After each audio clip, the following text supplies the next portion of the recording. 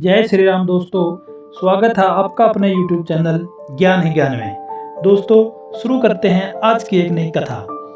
जिस तरह जीवन एक सत्य है, ठीक प्रत्येक व्यक्ति को भी ये भली भांति पता है कि मृत्यु भी एक ऐसा ही सत्य है जिसे कोई जितना मर्जी झुठला दे परंतु उसे बदला नहीं जा सकता। कहने का अर्थ है जिसने पृथ्वी पर जन्म ले लिया उसे एक न एक दिन अपने प्राणों की आहुति देनी पड़ेगी। इस बारे में हम में से बहुत से लोगों ने कई बार अपने बड़े बुजुर्गों से कहते सुना है कि मृत्यु के बाद मनुष्य शरीर की आत्मा 13 दिनों तक अपने घर में रहती है। मगर ऐसा क्यों, इसके बारे में किसी ने सोचा है? अगर नहीं तो चलिए आज आपको इस संबंधित जानकारी बताते हैं और जानते हैं कि आखिरकार क्यों मृतक के शरीर की आत्मा 13 दिनों तक अपने घर में भटकती रहती है। साथ ही ये भी बताएंगे कि 13 दिनों तक मृतक के नाम का पिंडदान क्यों किया जाता है। बता दें कि गरुड़ पुराण में इस बारे में विस्तार से बताया गया है।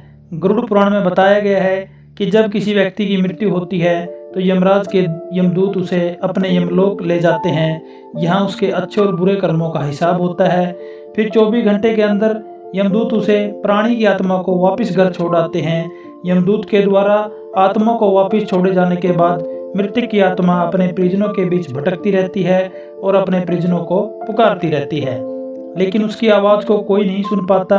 यह देख मृत व्यक्ति की आत्मा बेचैन हो जाती है और जोर जोर से चिल्लाने लगती है। इसके बाद आत्मा अपने शरीर के अंदर प्रवेश करने की कोशिश करती है, लेकिन यमदूत के पास बंदिश होने के कारण वह मृत शरीर में प्रवेश नहीं कर पाती। इसके अलावा गरुड़ पुराण की माने तो जब यमदूत आत्मा को उसके परिजनों के पास छोड़कर जाते हैं तो उस समय उस आत्मा में इतना बल नहीं होता कि वो यमलोक की यात्रा कर पाए। गरुड़ पुराण के अनुसार किसी भी मनुष्य के मृत्यु के बाद जो 10 दिनों तक किया जाता है उससे मृत आत्मा के विभिन्न अंगों की रचना होती है और 11वें और 12वें दिन पिंडदान किया जाता है। उससे मृतक आत्मा रूपी शरीर को मांस और त्वचा का निर्माण होता है। और जब 13वें दिन 13वीं की जाती है तो उस दिन मृतक के नाम का पिंडदान किया जाता है। उसी से ही वो यमलोक तक की यात्रा करते हैं। अर्थात मृत्यु के बाद मृतक के नाम का जो पिंडदान किया जाता है उसी से ही आत्मा को मृत लोक से यमलोक तक जाने की यात्रा के लिए बल मिलता है। इसलिए ही गरुड़ पुराण में बताया गया है कि जब किसी मनुष्य की मृत्यु हो जाती है तो उसकी आत्मा 13 दिनों तक अपने परिवार के पास भटकती रहती है और उसके बाद आत्मा मृत लोक से यमलोक की ओर निकल पड़ती है, जिसे पूरा करने के लिए उसे 12 महीने यानी 1 साल का वक्त लगता है। इतनी ही नहीं, मान्यता के अनुसार 13 दिनों तक मृतक के नाम का किया गया पिंडदान उसके 1 वर्ष तक के भोजन के समान होता है।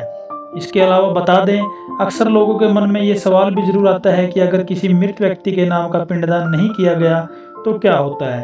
तो दोस्तों आपको बता दें, इसका भी वर्णन गरुड़ पुराण में किया गया है। जी हाँ, जिस मृत व्यक्ति का पिंडदान नहीं किया जाता, यमदूत उसे 13वें दिन जबरदस्ती घसीटते हुए यमलोक की ओर ले जाते हैं और मृतक व्यक्ति की आत्मा को इस दौरान काफी कष्ट उठाना पड़ता है।